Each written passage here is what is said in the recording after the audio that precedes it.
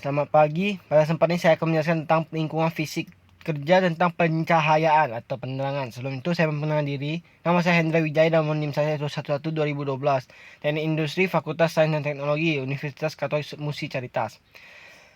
Baiklah, sini saya akan membahas tentang tujuan, yaitu untuk menggambarkan penataan Pak Cahaya di PT Indofood CB, sukses makmur divisi noodle cabang Semarang pada bagian produksi. Yang kedua, untuk menggambarkan besaran pengaruh intensitas cahaya pada aktivitas kerja. Yang ketiga, untuk mengetahui jumlah intensitas cahaya di setiap area pada bagian produksi. Yang keempat, untuk mengetahui potensi dan faktor bahaya timbul akibat penerangan dan bagian produksi. Yang itu untuk mengetahui pengendalian yang tepat dari pengaruh intensitas cahaya yang kurang baik. Baiklah, sebelum saya memulainya, saya menjelaskan pengertian penerangan. Ada 3 metode dalam penerangan, yaitu penerangan umum dan penerangan lokal, dan penerangan cahaya aksen. Penerangan umum adalah atau baru menerangi ruangan secara merata, umumnya terasa baru. Dan penerangan lokal adalah penerangan yang kegunaannya khusus menerangi sebagian ruangan dan sumber cahaya biasanya dipasang dekat dengan permukaan yang terangi. Berdasarkan sumbernya, penerangan ini dibedakan menjadi dua, yaitu penerangan alamiah dan penerangan buatan. Sumber cahaya alamiah pada siang hari dan matahari cahaya yang kuat tetapi bervariasi menurut jam musim dan tempatnya. Cahaya buatan dan cahaya yang dihasilkan oleh elemen-elemen buatan di mana kualitas-kualitas cahaya yang dihasilkan benda-benda berbeda jenisnya. Penerangan yang baik adalah penerangan yang memungkinkan seorang tenaga kerja melihat pekerjaan yang teliti, cepat dan tanpa upaya. Selanjutnya ada kualitas cahaya dan penerangan. Intensitas cahaya penerangan dibutuhkan adalah tergantung pada tingkat ketelitian yang diperlukan, bagian yang diamati dan kemampuan dari objek tersebut untuk memantulkan cahaya yang jatuh pada serta berijes di sekitar objeknya. Untuk melihat suatu benda atau objek berwarna gelap dan kontras antara objek di sekitar yang jelek, diperlukan intensitas penerangan yang tinggi, yaitu beberapa ribu lux. Sedangkan untuk objek atau benda yang berwarna cerah, kontras antara objek dan sekitarnya cukup baik, maka diperlukan beberapa ratusan lux saja. Kelemahan mata dan gangguan penglihatan pada umumnya kesilauan dibedakan menjadi 3. Yang pertama, disability grade atau penyebab kesilauan ini adalah terlalu banyak cahaya secara langsung masuk ke dalam mata dari sumber kesilauan sehingga menyebabkan kehilangan sebagian dari penglihatan. Yang kedua, disconfirmed grades adalah kesilauan yang sering dialami oleh para tenaga kerja yang bekerja setiap hari menghadap ke jendela atau pada saat seorang menatap lampu pada malam hari. Yang tiga ada red grade yang disebabkan oleh pantulan cahaya yang mengenai mata kita. Dalam pantulan cahaya ini berasal dari benda-benda yang mengkilap dan berada di dalam lapangan penglihatan visual reflex. Cara pengukuran intensitas cahaya. Yang cara pengukuran intensitas cahaya dengan light meter atau multifunction information meter sebagai berikut adalah tentukan titik pengukuran. Yang itu arahkan tombol dalam satuan lux. Hidupkan 4 in multifunction atau information meter dengan menekan tombol on off.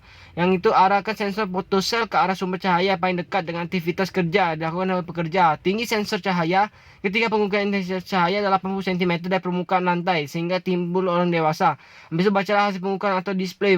Angka yang lama muncul display catatan hasil pengukuran. Ambang batas penerangan di tempat kerja. Nilai ambang batas atau NAB adalah penerangan tempat kerja dalam suatu peraturan Menteri Pemburuan nomor 07 tahun 1994 tentang syarat-syarat kesehatan dan kebersihan serta penerangan di peraturan pasal 14 yang berisi kadar penerangan diukur dengan alat ukur cahaya sebaiknya di tempat kerja sebenarnya setinggi perut dengan penerangan umum 1 meter. Yang kedua, penerangan darurat harus mempunyai kekuatan paling sedikit 5 lux atau 0,5 kaki. Habis itu yang ketiga, penerangan untuk halaman jalan lingkungan perusahaan harus paling sedikit mempunyai kekuatan 20 lux. Penerangan yang cukup bekerja yang hanya membedakan barang kasar seperti mengerjakan bahan yang besar, mengerjakan arang atau abu, mengisi barang yang besar, mengerjakan bahan tanah dan batu, ganggang atau tenaga gedung yang telah dipakai, gudang atau penyimpanan barang yang sudah kasar. Hasil pengukuran intensitas cahaya. Pengukuran intensitas cahaya dilakukan dengan area produksi pada PT Indofood CB namun Noodles Semarang yang meliputi lokasi air surfacer yang siangnya 29,1, malamnya 29,8 itu rata-rata luxnya. Jadi kriteria kerja yang KST, satu standar luxnya 300. Lalu ruang admin produksi yaitu 61,5, 52,06 KST atau 300. Lalu ada ruangan section prod atau 40,3 atau 48,4 KST 300. Pengukuran jumlah intensitas cahaya terhadap ruangan dilakukan dengan banyak 2 kali, pada siang dan malam hari. Pada siang, penerangan buatan dikonfirmasi oleh cahaya alami dari matahari, masukan dari ventilasi.